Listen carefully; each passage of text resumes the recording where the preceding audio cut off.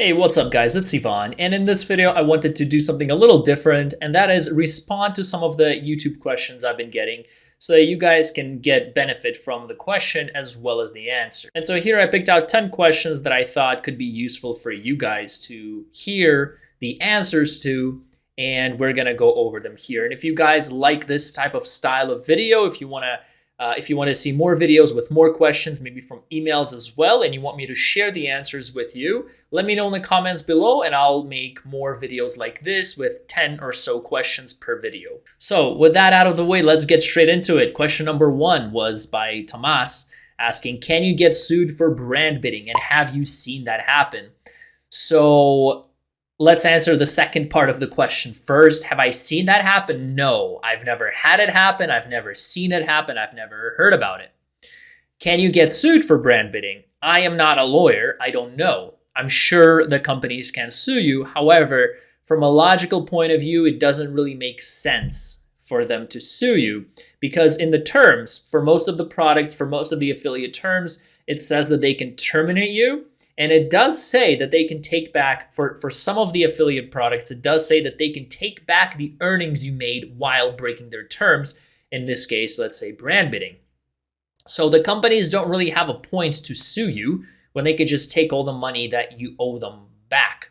So they'll just be spending a lot of legal fees, or however much the legal fees will cost, which is going to be more than $0 when they don't need to. So I'm not a lawyer. I don't know if you can get sued. I'm sure you can. I think you can. That's my opinion. But I don't think companies will actually bother with that because there's no point in doing that. So I'm not trying to tell you, brand bid in peace. But I just don't think there's an incentive for companies to do that. So that's for this question. Question number 2 by this fella here. If brand bidding is not allowed, does that mean that organic SEO from your blog isn't allowed as well? So brand bidding is when you're specifically paying for certain keywords that represent the brand, right? With organic SEO from your blog, that's different because you're not paying. And in order to be ranked up highly, that takes a lot of work. That's not easy. Companies would love for their product to be at the top of Google's search results. So no, if you do manage to build a website with the name of the company, I don't know, let's say Resurge or Ted's Woodworking, and it ranks at the top on Google, that's totally fine. That's not brand bidding because you're not paying. Granted, you have to read the terms and you have to see what's allowed and what's not. Some of them don't allow you to have blogs, for example. I've seen that happen. So make sure you read the terms and that's allowed. But when it comes to brand bidding, to this part, there's nothing wrong with having a blog that's ranked highly. That's great if you can do that. Companies actually love it because it's organic, it's free, and it takes work to do that. It's not as simple as brand bidding. So I hope that answers that question. Question 3 is, how many countries can I select at a time? I can choose the entire world or as many countries, but will my campaign be adequate? Do I need to select up to a specific number of nations? So this is, I thought, a good question because this revolves around targeting. And what should you target? Should you target every country? Should you target only tier 1 countries? So my rule of thumb is I always start with tier 1 countries, right? So Canada, America, United Kingdom, Australia, New Zealand. These are the tier 1 countries that have the highest quality of traffic. And I think that these countries will get you the highest quality of traffic and the highest likelihood of conversions. So I would start with those unless your product only allows a certain country or a certain few countries. I would start with those. And then I would expand to other countries after that. So if you see that your product is doing well, you're doing well, you can slowly start expanding first to other English-speaking countries, maybe Ireland, maybe South Africa.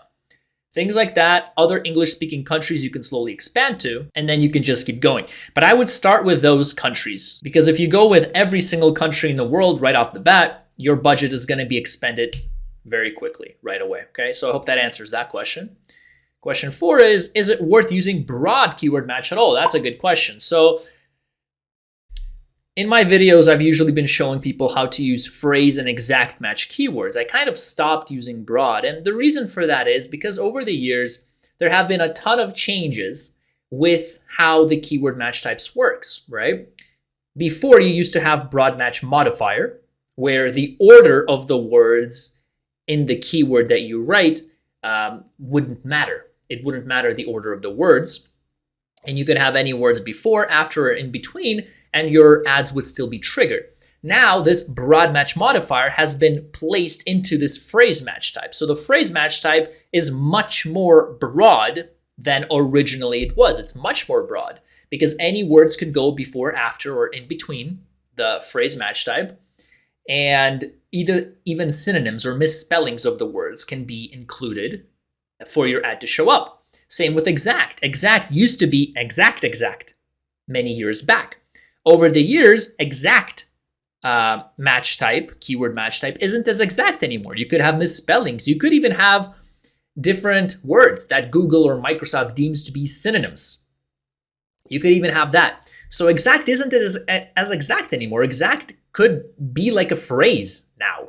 Exact is basically like a phrase match type back in the day, back when it was phrase. And phrase is kind of like broad.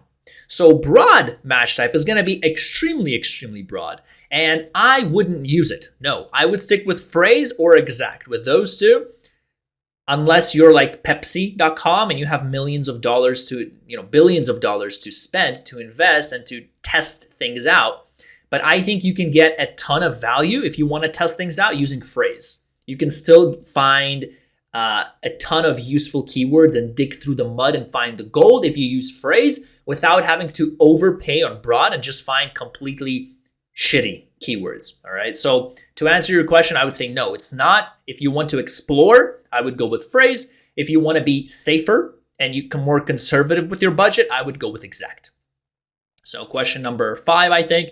Is there a sense to use dynamic keyword insertion for ads if we have one keyword theme ad group? This was a great question because in a few of my videos, I show you guys how to use dynamic keyword insertions. And those are great because it makes your ads more relevant, right? Because it substitutes the keyword in your ad, okay? And it makes it very relevant. Now, if you only have one keyword theme ad group with one certain theme, there is not much point to using dynamic keyword insertion because your ad will already have a very detailed and very relevant headline or headlines or descriptions. So to answer your question, Serhey, that's a good question. I think no, you don't need to use dynamic keyword ad insertion if you only have one keyword ad group. The main benefit of using dynamic keyword insertion is if you have a ton of keywords that aren't quite similar. Let's say how to lose weight versus how to lose belly fat or how to gain muscle, right? Let's say you have a product that can help you with all of that and you don't want to make separate ad groups for that. You can put them all into one ad group and then you can use dynamic keyword insertion. And I have videos on dynamic keyword insertion. You can check them out. I'll put them in the description. But that's basically the best circumstance for using something like this is because then your ads will be replaced with that. This also works very well if your landing page can also replace in the headline using dynamic keyword insertion. And I also have videos showing you how to do that with, for example, Unbounce. Unbounce is a landing page builder. I strongly recommend that can also dynamically change the headline based on your keywords that were put in. Okay, so in cases like that, it's useful. Serhey, if you only have one keyword theme ad group, no, it's not super necessary. All right. So another question is brand bidding. Okay, so I get this question a lot, which is why I actually made a video. If you guys have questions about brand bidding, how's it allowed, I do suggest you check out my video. I'm gonna put a link in the description and in a card. You should see it in the top right of this YouTube video, or maybe like this, I don't know, top right somewhere. It should be a little circle. It's gonna be a card. And basically, I explain how brand bidding works and why some people are brand bidding. I'm going to let you guys watch the video. It's not a super long video, but it's got some, I think it's got some important things there. To answer this question, basically, it's asking, it's very confusing. There's brand bidding on offers, and this is what is written. So no brand bidding doesn't mean that you can't brand bid on Prodentum keywords only on Google or on other traffic sources like Microsoft. So to answer this question to answer this question is you cannot brand bid anywhere. So it says you cannot, by brand bid Prodentum-based keywords, use the term Prodentum in any pay-per-click ads. No brand bidding. So any pay-per-click ads, Microsoft is a pay-per-click ad platform. You cannot brand bid on Microsoft ads in addition to Google as well.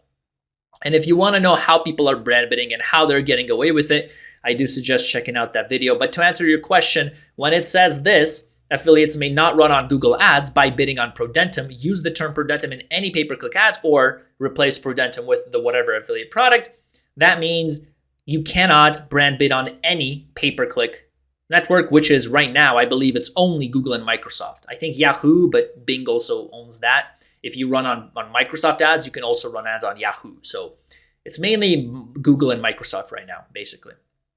So I hope that answers that question. 4 more. Question number 7. Can you tell me the frequent mistakes for which an advertising account can be blocked? I would also recommend you watch my Google Ads podcast or interview podcast with John from Stub Group, where we discuss some mistakes for which an advertising account can be blocked. Some of them are incorrect payment information, using a virtual credit card, mismatching information, pretending to be a company. If you're promoting, let's say Prodentum, and in your ad, you're saying something like Prodentum official website, that can get you blocked. Don't pretend to be somebody else. Same with your landing page. Don't say that you're the official Prodentum website or whatever product on your official Prodentum product on your website. Don't say that you're that. Don't pretend to be them. That could get your account blocked. If you want to learn more, I do suggest you check out my podcast, like I said, with John Horn from Stub Group. It's got a lot of useful information. It's like a 40 or 50-minute podcast with tons of answers to questions like these if you want to find out more about account blocks and things like that. Question number 8. Is there any formula to calculate inefficient keywords? This is a good question. Really just ROAS or ROI, so return on ad spend or return on investment. I have some case studies where I do that, where I delve into the detail and into the data to find out keywords that work and that don't. This is the only way, this is the only formula for figuring out which keywords are effective and which ones aren't. So I would recommend you check out that video. I'll link it in the description. It's a case study for, I believe, NEUROTONIX. There's one on NEUROTONIX, one on Exipure, things like that. That's how you would do it. Basically, you would look at the keywords and you would see how much you spent on the keywords versus how much you made from the keywords, right? And generally, once you have I'd say a few $1,000s worth of data, maybe a few $100 if your product is cheap. But if your product costs over $100, over $150, I would say you need a few $1,000s worth of data.